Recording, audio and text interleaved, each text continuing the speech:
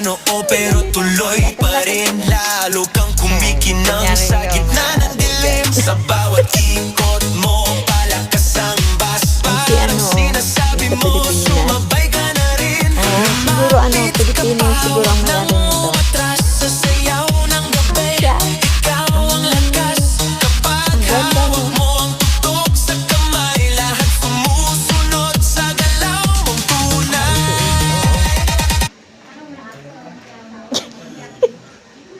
Huwag huminga. Ito yung bilbil.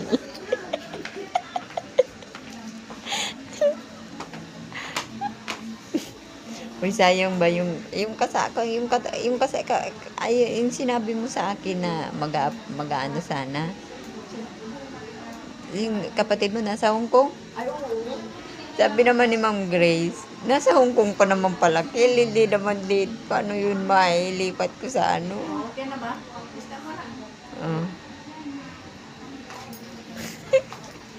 Ang lang din dito.